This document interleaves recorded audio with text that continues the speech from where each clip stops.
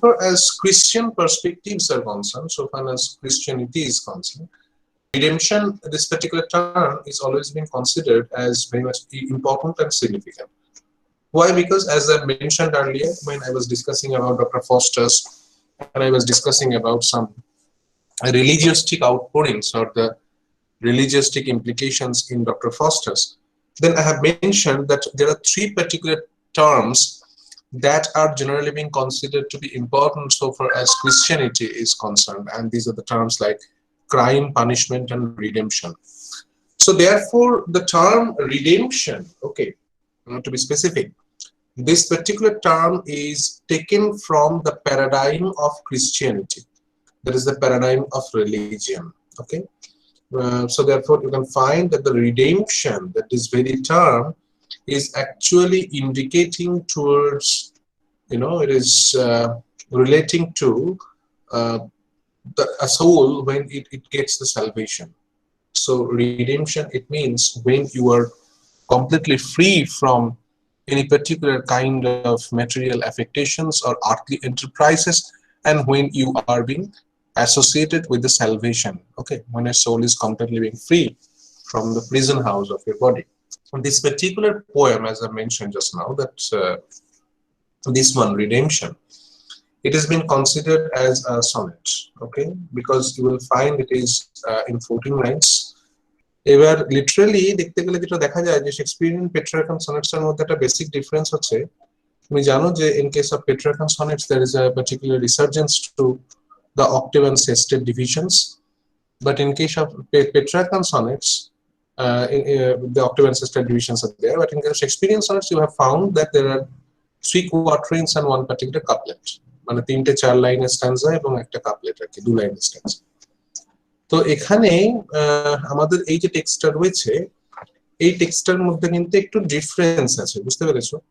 মানে এখানে যেটা বলা হচ্ছে যে যদিও প্যাটার্নটা almost like Shakespearean, that means there is one quatrain, the second quatrain is there, the third quatrain is there, and then the fourth one, but ultimately you will find somehow that it can also be related, or it can also be termed as it has been associated with the first quatrain that is structured as AB AB, the second quatrain that is structured as CD CD, and then the third quatrain the structure is somehow quite different. In place of EF EF you will find it is EF FE, okay, so a slight kind of a change is there, and the last two lines, these are constituted to be GG, that the particular form that Shakespeare actually followed. Now what happens, that with this particular format, that is AB AB CD CD EF FE and then GG, you will find that the basic implications of Shakespearean patterning of sonnets, and it is the last part that is called the conclusio part, that is called the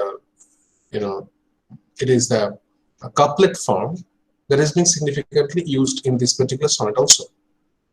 Now what it says, as it is a pattern of redemption, so fundamentally whenever it is a matter with Christianity, we can find that the soul, that is the human soul, which is completely bearing the guilts of our forefathers, that means Adam and Eve, and the very much guilt that we are carrying within us or upon us, fundamentally you will find that the possibility of redemption can only be found through the matters of penitentiary theme, as I mentioned earlier, that is the repentance, and at the same time you can find that the redemption can only be grasped through a kind of a ransom, as you know. And we have already known that when Jesus Christ has sacrificed his own self, actually he is sacrificing his own self or own body, whatever it may think, the pain and suffering that he actually faced.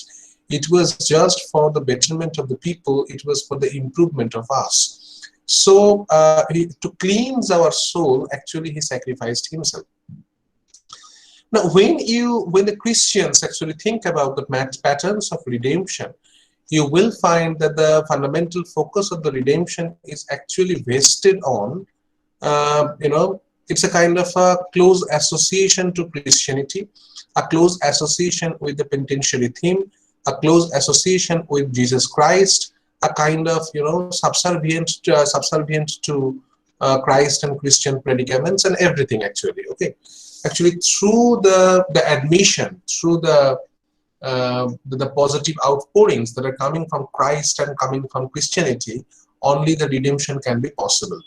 So therefore, the fundamental focus of this particular poem, of this particular sonnet, is a kind of a search for redemption. Okay, and fundamentally, you will find that to some extent, if you think about and if you go through the life story of George Herbert, then you will find that Herbert was a lifelong a devotional man. Okay, he was completely devoted to religion. He was completely devoted to Christianity.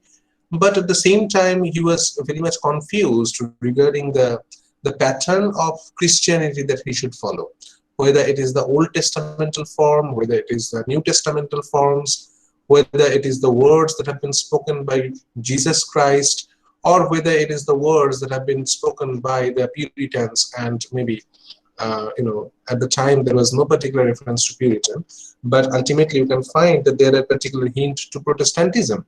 So therefore, what are the words, what are the basic theological orientations that one should follow? So ultimately, in George Herbert's temperament, in George Herbert's time, we can find that this man was suffering from that particular kind of crisis. And as I mentioned, that the focus of this particular poem is redemption. So ultimately, you will find that the soul the soul is actually thinking in terms of the redemption, in terms of the betterment, in terms of the salvation. Okay, so from that particular point of view, from that particular orientation to search, the poem actually began. It says, having been tenant to long to a rich lord, not thriving, I resolved to be bold. Now, from the very beginning part, from the very opening section of this particular poem, you will find that some of the terms that have been included here, some of the words that have been mentioned here, these are not to be considered as directly related to the religious perspectives. But at the same time, you will find that in spite of being used, in spite of being in a particular form of the colloquial terms, but ultimately the poem is, it is indicating towards something religious. Okay, and that's why the terms like tenant, the terms like rich lord. So what happens there? The poem actually acquires, as it's a sonnet, the poem actually acquires double layer of meanings. Okay, literally it is being associated in terms of land and property and the places and home. Okay, so these are some terms that can be related with the manor house and something like that. But fundamentally, you will find that in an allegorical perspective, in a symbolic way, the poem is actually indicating towards your participation in the field of religion, your participation in the field of spiritualism. So therefore, the rich lord no longer to be considered as a manor in general, rather it can be associated with God, or maybe any particular person, or maybe the attributes of God being vested on Jesus Christ, and ultimately that particular orientation is always with the view. So he says, therefore, having been tenant long to a rich lord, not thriving. So I can get any particular kind of improvement there. So the term thriving is actually being incorporated in terms of improvement. And when the speaker says that I am a tenant long to a rich lord, so therefore you will find that the pattern of life leading I have been in, okay, and the basic orientation of life that I am following, and I am completely bored with the particular form of life. Why? Because I cannot get any improvement. And when I cannot get any particular improvement, I have to be a bit of boldness in me.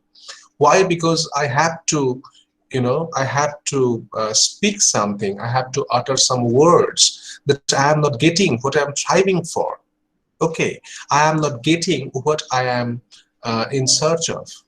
So therefore, I must have to be a bit bold, and I must to say something. I must to think something proper, and I must to do something with the help of which I can move into the another realm, another segment, another religion, something like that.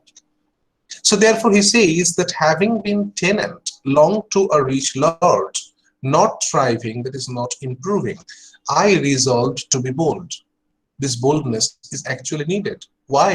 Because with the help of this particular form of boldness, I can oppose, or I can say a few words in the face of the doctrines, in the face of the religion, in the face of the established norms and regulations that have been inculcated, nurtured, nourished, and implemented by the established religious creeds. He says, therefore, having been tenant long to a rich lord, not thriving, that is not improving, I resolved to be bold. I have to be bold and make a suit unto him. So, when it's a matter with the term suit now, when you think about the term suit, you will find that the term is, it's a legal metaphor actually. It's a legal term. Because the term suit is generally being considered as, my case, my suit, my pleading, or my something like that. So who will plead my suit? Who will take my suit? Because this is my, in Bengali, it says RG, you see. Okay, আমার আরজি যেটা বলে। So ultimately, তুমি কার সামনে আরজি নিয়ে যাও? Generally এই sweet বা আরজিটা, এটা তুমি নিয়ে যাচ্ছ তার সামনে যে এই ব্যাপারটাকে ডিসাইড করতে পারে। That means it is actually implicating, it's a judge. Okay, and in front of the judge, you are just pleading your prayer. You are taking your suit with him, with you, unto him. Okay, so that's why তুমি তার কাছ থেকে, কারণ সে তোমাকে grant করবে, right? You are pleading something, and it will be granted by the judge. It will be granted by the person there. So the question is, who is this person? Is it referring to a judge merely? No, it is referring to God, or maybe any practitioners, or any person who is the representative of God. It might be at one place, it might be directly God, or it might be at another point, it may be Jesus Christ. So therefore he says that having been tenant long to a rich lord, the pattern of life he was used to in, not thriving, not improving, I resolved to be a bit bold and make a suit unto him. আমি তার কাছে আর্জিটা নিয়ে গেলাম to afford কি, আমি বললাম যে পুরো স্ট্রাকচারটা কিন্তু এই কবিতাটার ক্ষেত্রে স্ট্রাকচারটা হয়েছে তোমার কিন্তু land and property and your residence, এই রিলেটেড একটা সিম্বলিক একটা ওরিয়েন্টেশন দিয়ে। পরের কবিতাটা যেটা তোমার আর কি আরেকটা কবিতা যেটা পড়তে হবে, নেক্সট দিন আমরা পড়বো, সেটা হচ্ছে তোমার হারবার্টের যে একটা কবিতা, দ্যাট ইজ দ্য কলার। সেখানে কিন্তু পুরো ওরিয়েন্টেশনটা হচ্ছে তোমার বোর্ডিং আ শিপ, এই স্ট্রাকচারটাকে দিয়ে। মানে এখানে কিন্তু তুমি যেটা বললাম যে ultimately it is indicating towards land and property, and while you are residing at that particular place, সেই ব্যাপারটাকে কিন্তু ইমপ্লিকেট করছে। তাহলে এখানে পাচ্ছি আমরা যে having been tenant long to a rich lord, not thriving, I resolved to be bold and make a suit unto him to afford a new small rented lease. So lease, this term is again, the suit, the term is taken from the legal perspective. It's a term that have been taken from the paradigm of law. And again, you will find the small rent and rented lease. These are again the terms or words that have been taken from the paradigm of law. Herbert is deliberately using these kinds of words. He says, and make a suit unto him to afford a new small rented lease, because it's the worn out existence that I am leading at this moment, worn out life. So I must have to think about something new. I must cancel the old and think about the new. So that's why I must cancel the old house, and I must think about a new small rented house that I can afford. And that is the suit that I am taking to God. Please give me a chance to live in a different way. Please give me a chance, maybe for a short period, so that I can live on my own. I can live in a different way. I can think properly. I can live properly. So that was the thing that he actually says in a different way, but in a different pattern. So that's why the first quatrain of this particular poem, that is Redemption, it begins in this particular pattern, that having been tenant long to a rich lord, not thriving, I resolved to be bold and make a suit unto him to afford a new small rented lease and cancel the old. In heaven, at his manor, remember I have mentioned the term manor, the manor house that it mentions actually, and the person is being considered as a manor too. So in heaven, at his manor, that is the place where he actually moved. Remember that it cannot be done physically, as we know that it's not possible actually. So it is the psychological journey that it actually implicates. So I have reached heaven, I have reached paradise, and the heaven, or maybe the Garden of Eden, or maybe the heaven in the total, it has been considered as a manor, a farm. So in heaven, at his farm, at his manor, I him sought. So who is this him? Is it God? If it is directly referring to God, then ultimately we could find that the H would be capital. And here we find that H is not in capital. The H is in smaller case. So it is not simply referring to God. Rather, it is indicating towards any representative of God. So therefore it says, in heaven, at his manor, I him sought. So I was seeking after the man. I was seeking after the person who is, maybe he's not the God, but the Son of God. Okay? And they told me there, who are these they? Is it referring to the, as we are reading Herbert, so therefore there is a particular kind of an implication that the saints actually reached heaven. So it might be possible that when he was asking for the person who has been nominated by God, or maybe God himself, they, that means the blessed souls who have actually or already reached heaven and residing there, they told me there, that means in a particular manner, or heaven, or paradise, or Eden, whatever it may be, that he was lately gone. Again, the H is in smaller case, not in capital. It actually indicates it is not referring to God. Rather, it is referring to any particular person nominated by God, or maybe chosen by God. So they told me there that he was lately gone about some land which he had dearly bought. Now, the confusion actually arises here. If it is not God, if it is not referring to God alone, or maybe it is indicating towards any particular personality, including Christ, then this particular line doesn't mean anything. Because here you will find it has been mentioned that they told me there that he was lately gone about some land. That means he has gone to any land. That means he has taken birth as a human being, which he had dearly bought. So how can it be possible? Actually, which he had dearly bought, the term dearly bought, actually it is referring to that bought with the sacrifice of Jesus Christ. That's why it is dearly bought. So a land which is full of mercy, a land which is full of penance, a land which is free from any particular kind of suffering, a land which is cleansed by each and every blood drop that have been chosen, that have been pointed as the ransom to cleanse the soul of people. So that's why it had been bought with each and every blood drop that actually dripped from Christ. So that it says, therefore, so in heaven, at his manor I him sought, They told me there that he was lately gone about some land which he had dearly bought long since on earth to take possession.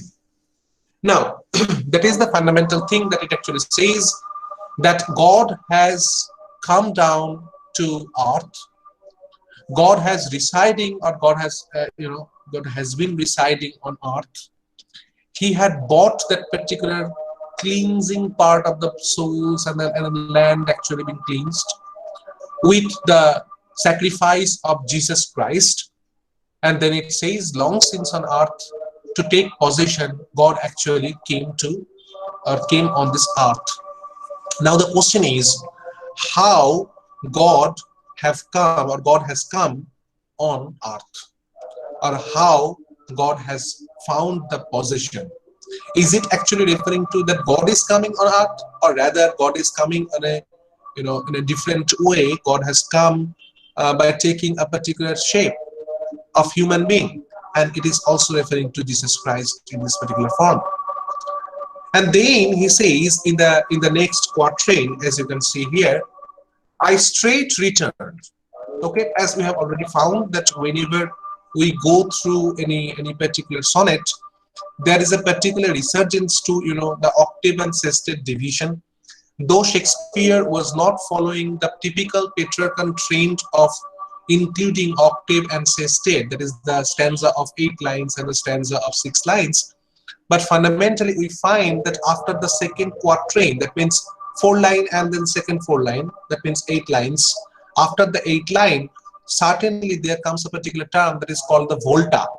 And in that particular term volta, you can google it and you can find what volta actually means in case of a sonnet, where the thematic orientation, the structure of the poem, the structure of the argument certainly got changed, okay, and transformed towards a particular form of resolution. So at the beginning you can find that when it is a matter with an argument that have been created at the very beginning of this particular poem, or maybe in any particular poem like the sonnets in octave, in case of sestet we can find a particular form of resolution has been taken place. So from that particular angle we can find that a particular kind of a search, a particular kind of a seeking, finding for someone, finding for something, all these have been described in the first 8 lines. And then with the introduction of the third quatrain, the introduction of the number line, okay, that is 9th line of the poem, we find that he was returning. He says, therefore, I straight returned, okay? I straight returned, and knowing his great birth, again, you can find when it's the matter with the birth of somebody who has been directly related with God, ultimately with the Christians, or maybe the persons who are related with the patterns of Christianity, they can identify that the birth of somebody who can be associated with any particular form of religion, it is literally referring to Jesus Christ alone. Okay, and so therefore it says that I straight returned, and knowing his great birth, sought him accordingly in great resorts, okay, in cities, theaters, gardens, parks, courts. So straight, I knowing his great birth, I know very well that Christ has already taken birth, and ultimately I was quite, sanguine that with the birth of Christ there must be a particular way out that I was searching for.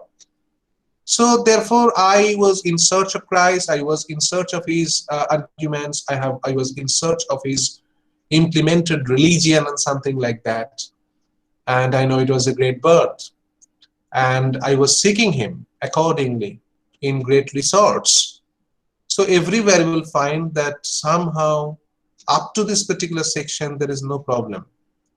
But when he says that I was in search of Jesus Christ in the cities and theaters and gardens and parks and courts, okay, I couldn't find Christ. What does it mean? Why did he search in the cities and theaters and gardens, parks and courts? What are the basic implications?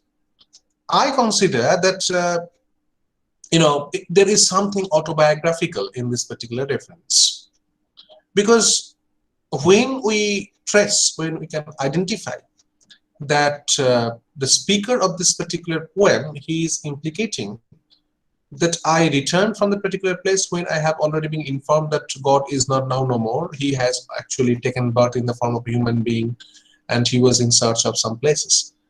Okay, at that very moment, I knew that it was actually indicating towards the birth of Jesus Christ, and I was trying to seek him. I was trying to seek him in great resorts, in cities, in theaters, in gardens. Why I'm stating that it is something autobiographical that George Herbert is actually implicating. Because if you go through the life story, please go through the life story of George Herbert, what is actually happening to him when he's writing these poems. You will find certainly that when Herbert is writing this particular one, or maybe the poem like The Collar, both are the poems which are quite similar to each other. And you will find somehow that Herbert was a bit, he was a bit confused regarding the pattern of life that he should follow, and obviously the particular kind of religious sect that he must have to be in. So therefore the searching was there to identify what particular form of religion I must follow, and what particular cult I must follow, and what particular patterns of religion that I must be in. So therefore the searching, this particular searching that he says that I was searching regarding the great birth, I was searching for Christ and searching for the Christ related matters. These are to some extent, these are actually implicating to the autobiographical implications of George Herbert while he was also searching for the particular kind of cult and particular kind of religion that he was in. Okay, the proper religion, the proper cult, the proper doctrines, the proper way of thinking in terms of something spiritual. So that's why the searchings were there in cities and theaters and gardens and parks and courts. So I searched for the man everywhere. I searched for Christ everywhere. At length, I heard a rugged noise and mirth of thieves and murderers. That's very significant. You searched everywhere. You searched for Christ. You searched for Christ-oriented, religion, and he implemented doctrines and thought processes for everywhere, but ultimately couldn't find. And where you can find him, or where you have actually found him, from where the rugged noise and mirth of thieves and murderers was there. Why? What is the reason? What it implicates actually? Actually, here is a particular allusion, not direct allusion, an implication is there to Golgotha. As you know, Golgotha was a place, probably you have known or heard the term like Golgotha. Golgotha was a place where Christ was crucified.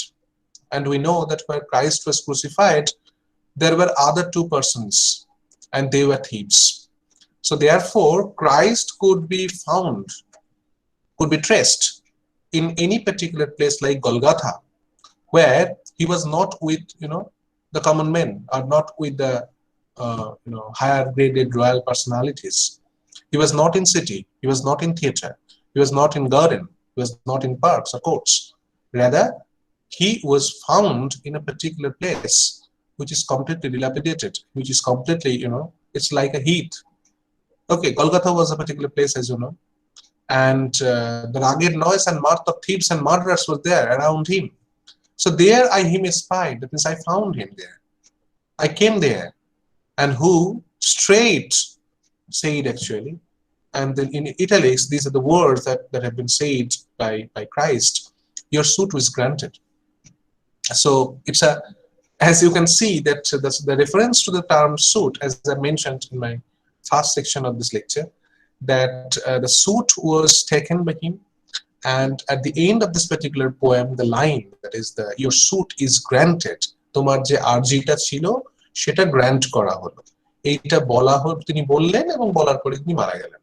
এই যেটা বলছেন আর কি, of thieves So at length I heard a rugged noise and mirth of thieves and murderers. There I him espied, who straight said what he said, your suit is granted, and died. So ultimately I could find, this particular suit is granted, that is actually the indication of redemption you can find.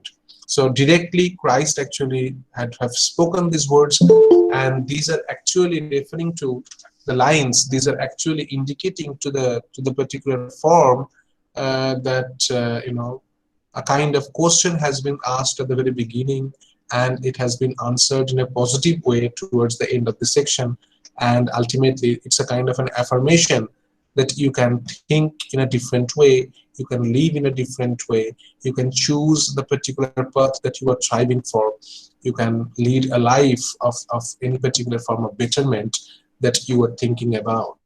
So that is the fundamental answer that Christ is actually given. And you can find that in this particular form the redemption can only be achieved by this man, that have been implicated and that have been said and to be the fundamental focus of this particular poem.